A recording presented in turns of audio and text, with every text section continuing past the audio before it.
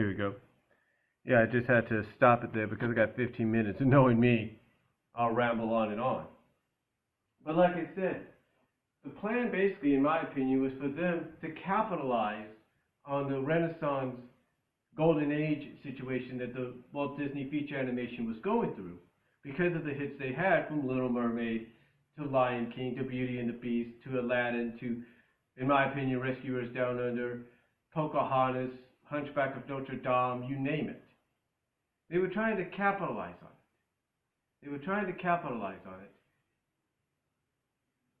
by having their own series, by having their own division of feature films based on Disney Afternoon properties. But did it happen? Was it a success?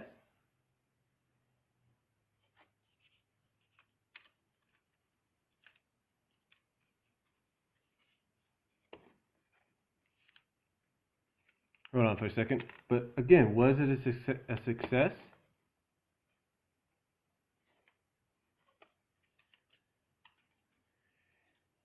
Not exactly. It was not really a success, to be honest with you. I mean, their intentions were good. Let's not get that wrong. Their intentions were good, but it didn't pan out the way they were hoping.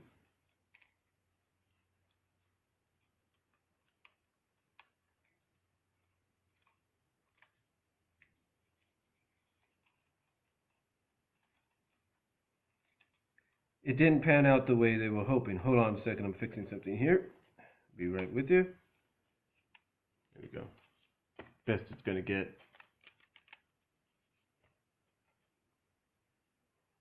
But like I said, it didn't really work out the way they were hoping. Why didn't it work out the way they were hoping? Because of the fact that critics panned the movie. They did. They panned it. They basically felt that it was a Indiana Jones ripoff. Some even said, I think, that it was better suited to be a direct-to-video film or direct-to-television film, if not a miniseries. So yeah, DuckTales the movie, Treasure of the Lost Lamp, which was supposed to be the first of many animated features based on Disney Afternoon properties, did not succeed as Disney was hoping. I mean, Disney basically had this whole long list of movies they were going to do. They had this whole thing planned out to where they were going to have every other year, they were going to have a DuckTales film. Because that's how popular DuckTales was. And then along the way, that between those every other years, they would have a film come out to theaters based on another Disney Afternoon property. As a matter of fact, the next film they had planned was based on probably one of the most popular, if not the most popular show they've had to date. And that is Chip 'n Dale Rescue Rangers. Chip 'n Dale Rescue Rangers was supposed to be the next big theatrical film from Walt Disney Television Animation. And unfortunately, because of the panning of DuckTales the movie, that didn't happen.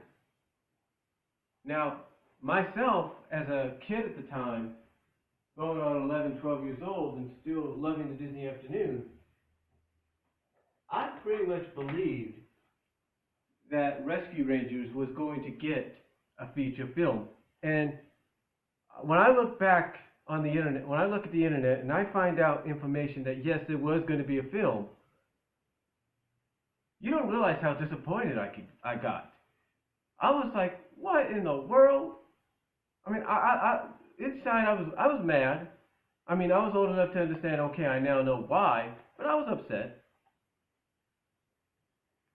But just because one movie bombed doesn't mean you shouldn't try for another. But in my opinion, that's what the plan was at the time. The plan was for them to do every other year a DuckTales movie, and in between do a movie based on another Disney Afternoon property. My opinion is I think they were going in a direction to where it was more of an orderly direction, more of a kind of like yearly direction, just like they did with the Disney Afternoon, more of a yearly direction. In other words, they would do DuckTales. Then they would do Rescue Rangers. Then they would do DuckTales again. Then they would probably do Tailspin. Then they would do Rescue Rangers again. They'd probably do Darkwing. Probably do, not Rescue Rangers, but, okay, basically, let me get some coffee here. A second.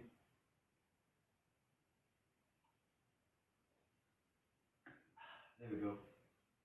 But mainly it was like, the plan was to go DuckTales one year, Rescue Rangers the next, DuckTales, Tailspin the next, DuckTales, Darkwing Duck, DuckTales, Goof Troop, DuckTales, Bonkers, and the list could go on. But that never happened. That never happened. But still, it was a good attempt.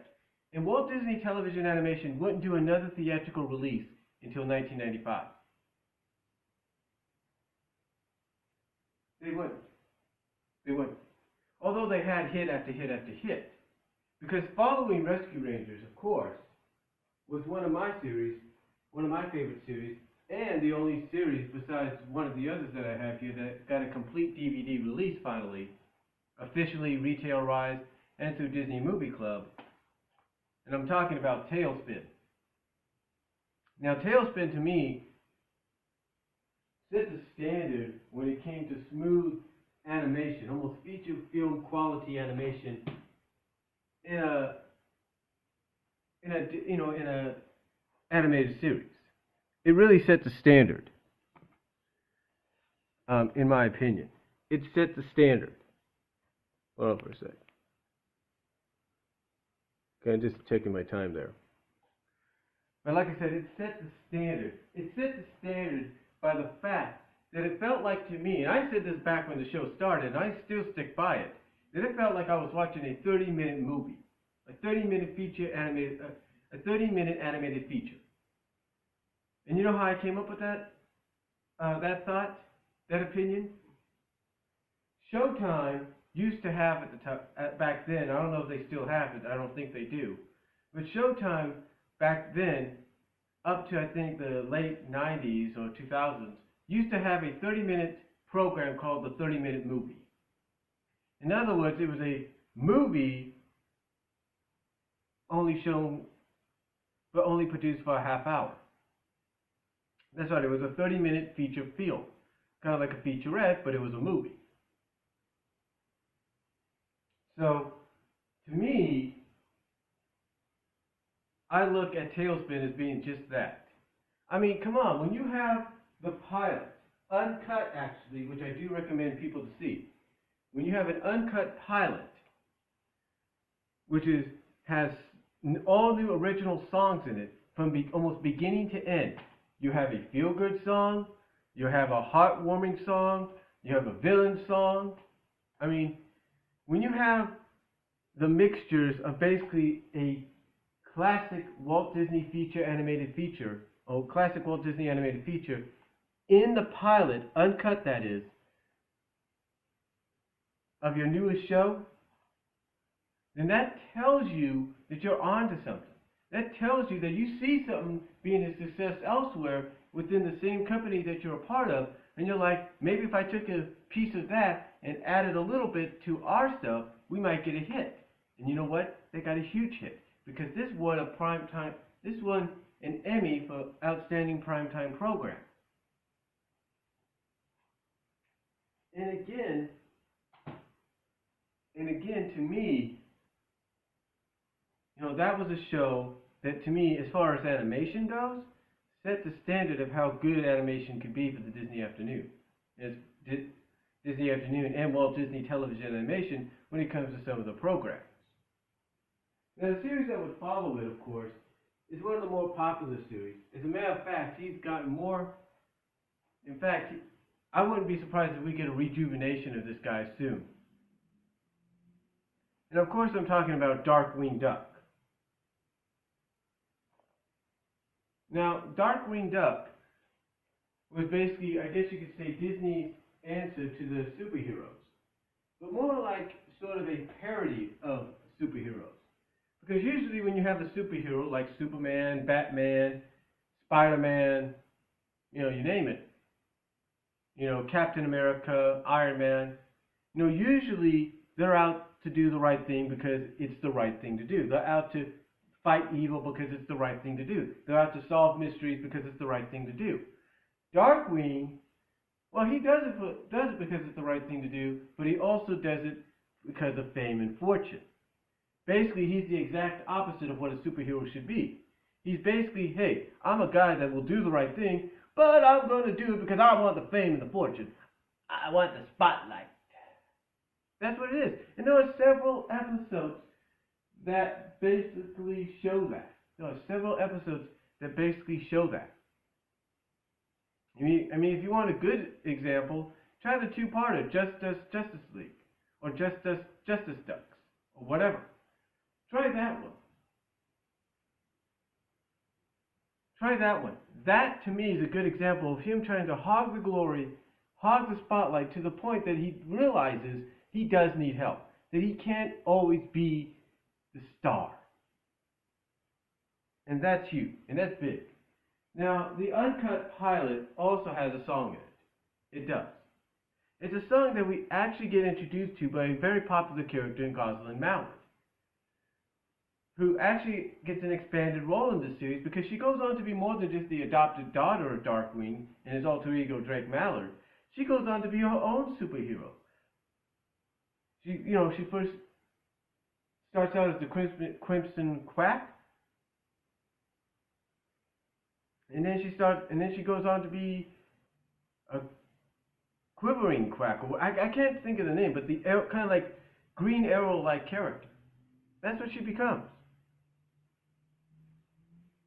And people loved it. Quivering Quack, that's who she becomes. But people loved it. It was a great concept. It was really a great concept. It was really a great concept, and people loved it. As a matter of fact, there was an episode that kind of hinted that had Darkwing continued, we may have gotten a crossover with Rescue Rangers. And that's a fact. We would have got a crossover with Rescue Rangers. You never would have seen that before. Never. But of course, Darkwing wouldn't be the only hit series they would get. The following year, Disney decided to take a different approach when it came to the Disney animation.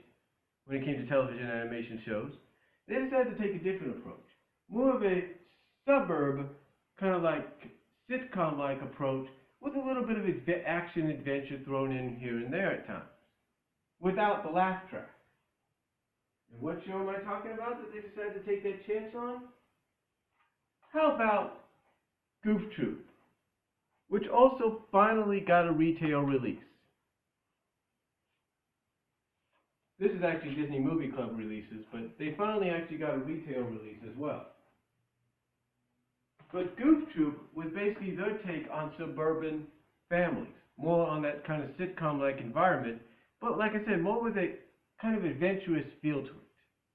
More of an adventurous feel, because you didn't have the laugh track, and they got themselves into situations you could not get out of it, that you thought they could never get out of, but yet they did. Now, of course, it introduced us to several characters, new characters as well. We got introduced to Max, who was basically a retooling of Goofy's son, Junior. Sorry about that. We got introduced to PJ, which was a rebranding or rebooting of Pete Jr. from that classic Donald Duck short. And then we also got introduced to some new characters, like Peg, who is Pete's wife and is a play on Peg Leg Pete, and his daughter Pistol, which is a play on Pistol Pete.